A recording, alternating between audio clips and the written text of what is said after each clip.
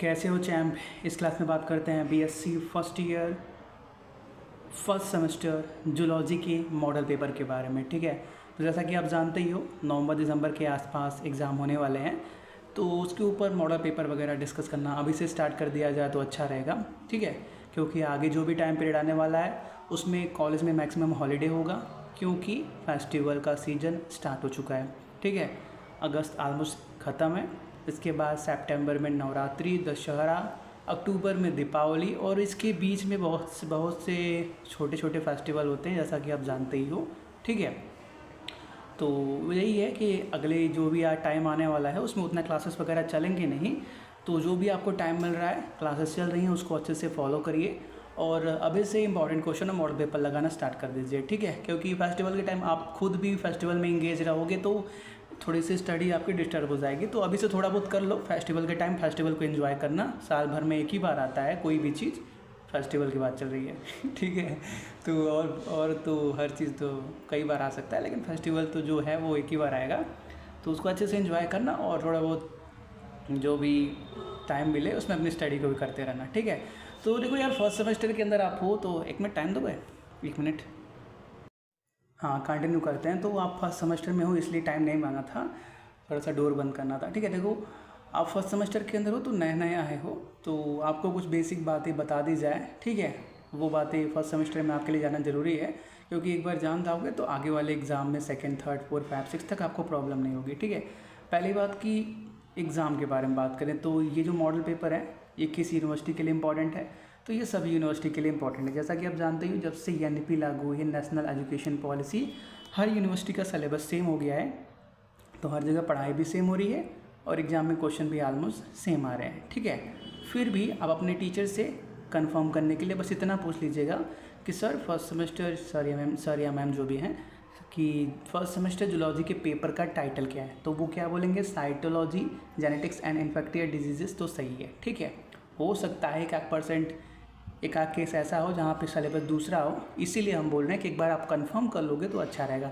या आप जो बुक पढ़ रहे हो उससे भी कंफर्म कर सकते हो। ठीक है, चलिए स्टार्ट करते हैं जूलॉजी के मॉडल पेपर के बारे में। तो एग्ज़ाम का टाइमिंग ऑलमोस्ट नवंबर के आसपास में स्टार्ट हो जाएंगे। ठीक है, अक्टूबर में आपके एग्ज़ाम फॉर्म भराना स्टार्ट हो जाएंगे। देखो 12 तक क्या होता था, एग्ज़ाम फॉर्म वगैरह स्कूल भरता था, लेकिन अब आपको जो भी फॉर्म है खुद से भरने पड़ेंगे। ठीक है, तो टाइम पे अपने कॉलेज से अपडेट लेते रहिएगा, अगर कोई ग्रुप वगैरह बना हो तो उसमें ज्वाइन रहिएगा। ठीक है, जो भी न्यूज़ वगैरह है आपको मिलती रहेगी। ठीक है, तो सेक्शन ए के बारे में बात करते हैं पहले। तो पहला क्वेश्चन क्या है, देखो सेक्शन ए के अंदर क्या होता है ना, शॉर्ट में आंसर आपको लिखने पड़ते हैं। ठीक है, कई यूनिवर्सिटी क्या करती है, सेक्शन ए के अंदर 5 क्वेश्चन देती है, कई यूनिवर्सिटी 10 क्वेश्चन देती है, वो तो यूनिवर्सिटी के ऊपर है, लेकिन सेक्शन ए के सभी क्वेश्चन कंपलसरी होते हैं। ठीक है, सेक्शन ए के सभी क्वेश्चन करने पड़ते हैं। सेक्शन बी में आपके पास ऑप्शन होते हैं कि ये करो या ये करो, सेक्शन सी में भी यही होता है, ये करो या ये करो। ठीक है, जैसे जैसे आप सेक्शन चेंज करते रहोगे, ए से बी, बी से सी, नंबर ऑफ वर्ड्स इंक्रीज होते रहेंगे और मार्क्स भी इंक्रीज होते रहेंगे। सेक्शन ए के लिए पर क्वेश्चन आपको 2 या मार्क्स मिलेगा या 3 मार्क्स मिलेगा, और सेक्शन बी के लिए आपको 5 या 8 मिलता है, और सेक्शन सी के लिए आपको 15 नंबर से 25 नंबर मिलता है, जैसा यूनिवर्सिटी ने पेपर सेट करा हो। ठीक है, तो ये सभी बेसिक बातें हैं, आप जाने रहोगे तो अच्छा रहेगा। और जूलॉजी के अलावा और भी जो पेपर हैं, बॉटनी हो गया, केमिस्ट्री, और फर्स्ट सेमेस्टर के अंदर आपको को करिकुलर का भी एग्ज़ाम देना है। फर्स्ट सेमेस्टर का जो अंदर जो को करिकुलर है उसका टाइटल क्या है, food nutrition and hygiene, food nutrition and hygiene, तो उसके भी इंपॉर्टेंट क्वेश्चन वगैरह हमने डिस्कस किए हुए हैं, वो भी आप देख सकते हो। ठीक है, तो स्टार्ट करते हैं।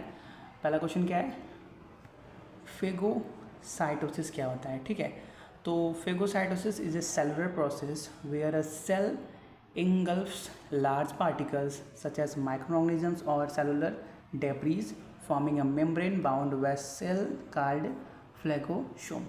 एक और बात कि आपको ये आंसर कॉपी में नोट्स के फॉर्म में बनाने पड़ेंगे तो नहीं बनाने पड़ेंगे, आपको पीडीएफ मिल जाएगा। ठीक है, जैसे देखो ये क्या है, 25 पेज का है, तो अगर आप लिखने जाओगे तो बहुत टाइम कंज्यूमिंग है, और क्योंकि ये सिर्फ एक मॉडल पेपर है, ऐसे हम कोशिश करेंगे कि 10 से 15 मॉडल पेपर डिस्कस करें। ठीक है, जब 10 से 15 मॉडल पेपर हम डिस्कस कर लेंगे तो ऐसा कोई क्वेश्चन बचेगा ही नहीं जो कहीं और से आ जाए, बाई चांस वाला हो जाएगा क्वेश्चन, और उसके बाद जो भी बचेगा क्वेश्चन उसी में से आएगा। ठीक है, क्योंकि 15 मॉडल पेपर का मतलब आप समझते ही हो, 15 मॉडल पेपर मतलब आपने सिलेबस को 15 अलग अलग तरीक़ों से देख लिया हुआ है। ठीक है।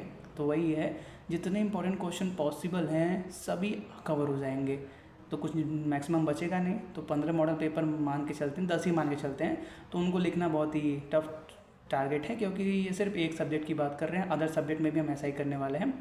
तो आपको PDF वगैरह मिल जाएगा, जिस भी क्लास के अंदर आप हो उस वीडियो के डिस्क्रिप्शन में चले जाना, आपको नोट्स के नाम से एक लिंक दिखेगा ना, उसको डाउनलोड करके रख लेना। चाहो तो प्रिंट आउट करा सकते हो, अगर आपके आसपास में अवेलेबल है तो ठीक है। अगर ज़रूरत नहीं है प्रिंट आउट कराने की तो क्या करना, उसको नोट्स के फॉर्म में अपने फ़ोन में रहने देना, टाइम टाइम पर रिवाइज करते रहना, और वो क्वेश्चन को खुद से भी अटैम्प्ट करने की कोशिश करना, ठीक है। देखो जैसे जो भी क्वेश्चन आप देखते हो तो उनको पहले खुद से थोड़ा बहुत अटैम्प्ट करोगे तो वो आपके लिए प्लस पॉइंट रहेगा, ठीक है। देखो बहुत बार ऐसा बोला हुआ है, तो थोड़ा बहुत फॉलो करोगे तो एग्ज़ाम में हेल्पफुल रहेगा, ठीक है। और इम्पॉर्टेंट एक और बात था, वो भी बता देते हैं। अगर आपने 12th UP बोर्ड से करा हुआ है तो आपने पूरा हिंदी लैंग्वेज यूज किया हुआ है, ठीक है। तो यहाँ पे एकाएक में आके आप इंग्लिश में स्टार्ट करोगे तो आपको देखो यार स्टार्टिंग में प्रॉब्लम होती है, क्योंकि एकाएक आप बचपन से हिंदी में लिख रहे थे, एकाएक से इंग्लिश में बोल दिया जाए तो प्रॉब्लम होगा। तो शुरुआत के 7-8 महीनों में प्रॉब्लम होगी आपको, और पहले सेमेस्टर के एग्ज़ाम में तो बहुत ज़्यादा प्रॉब्लम होगी। ये सबके साथ है, ठीक है। आइए ऐसा मत समझना कि मैं अकेला हूँ या मैं अकेली हूँ जिसके साथ ये प्रॉब्लम हो रहा है, ये हर जगह के स्टूडेंट का हाल है, ठीक है। जो जिनका भी लैंग्वेज चेंज हुआ है सबका यही हाल है, कोई बताता है कोई नहीं बताता है, ठीक है। तो ज़्यादा इसके बारे में टेंशन नहीं लेना कि मार्क्स कम आएंगे वगैरह वगैरह वगैरह, ये सब कुछ नहीं।